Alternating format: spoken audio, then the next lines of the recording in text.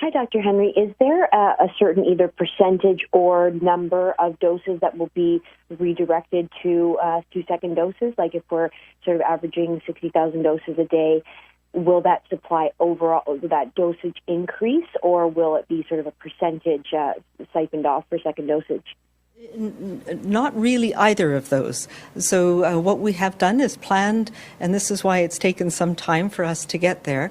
What we've done is planned the appointments and the doses to each of the clinics based on the streams that we have on the go right now. So that's anybody from age 12 and up who's requiring first doses, and then we'll have second doses in those same clinics. So it really is about portioning out the clinic appointments and the vaccine to meet those appointments. So it really is kind of a large logistical challenge of making sure we are where we are now. We know how many people are in each of the cohorts that are due for dose 1, and now starting with dose 2 and where they are around the province. So we will be moving full steam ahead on both of those in the next few weeks. With these vaccine second doses, is this like the final frontier that we're facing to get back to life as we know it? You know, people talk about Melbourne now and they see them locking down, but their vaccination rate is a smidgen of ours. So once we get these second doses heading into the fall, is that going to be it? Maybe a booster shot somewhere down the line, or is there a possibility of another, COVID brick in the head coming our way? I wish I knew the answer to that. I think I'll be wearing a helmet for at least another year waiting for those bricks. But, there's a couple of things about it. The first dose, and this is, how we've been approaching this and looking at this, similar to some countries around the world. The first dose really is about giving everybody a very high level of protection as quickly as possible. And we know that works. I've presented the data. The vaccine effectiveness is at least 70%, which means in the real world, for people over the age of 70, a single dose has stopped 70% of infections. So that's the good news. The second dose really is about giving that added level of protection, another 10 to 15% to you as an individual. But it also does contribute to our collective protection.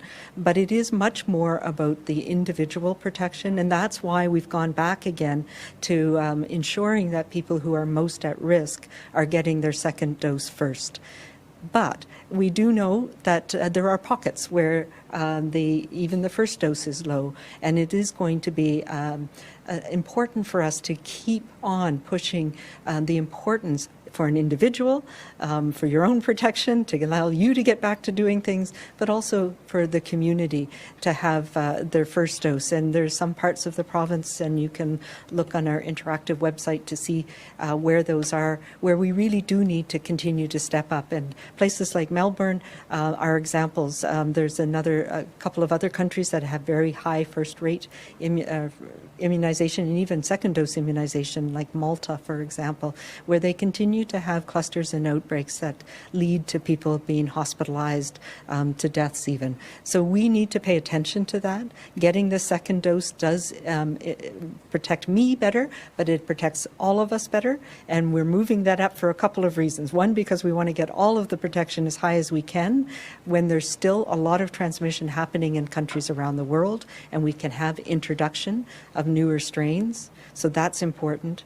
But we don't yet know if we're going to need booster doses at some point, or if some people will need them, if some people will never mount enough of a protection response on their own. What we do believe is that as we go into the fall, we have high levels of protection in the community, high levels of second dose protection, so that extra bit for all of us, that we should be able to get through this respiratory season.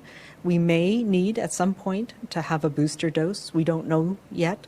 This virus is mutating at a slower rate than things like influenza, But it is changing, and we've seen that with these variants where sometimes if there's a lot of transmission of the virus and more mutations, some of them will confer a survival advantage or a transmission advantage. So that's what we're seeing around the world. We're seeing it in India, we're seeing it in Brazil, in countries where there's a lot of virus circulating. So we need to get as high a level of protection as we can in BC and in Canada to protect us as this virus is still circulating globally. What might happen and what we are watching for and will need to continue to watch for is if a strain arises around the world that where it is not as amenable to the protection from vaccination. So that's something that we can't predict, but we need to be able to monitor for, and in that case, we may need to have a booster dose sooner rather than later. So all of those are possibilities that I just don't have answers for, but that we've been thinking through where they might lead and down the line and what the responses to those might be.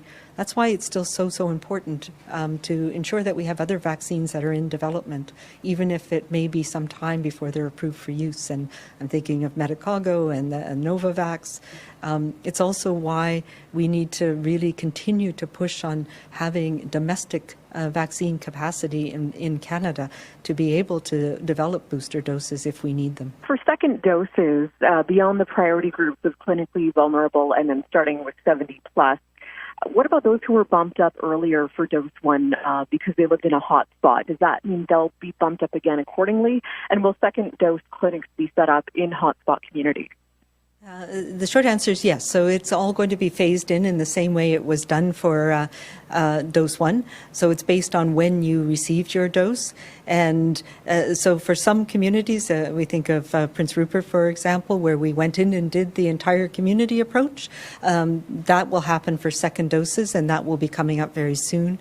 For other communities, it's not that easy. For some of the larger communities, the hotspot ones we identified more recently that are larger, it just means that people will receive their invitation to come for their second dose sooner. And so everybody will be moved up to 8 weeks at the latest.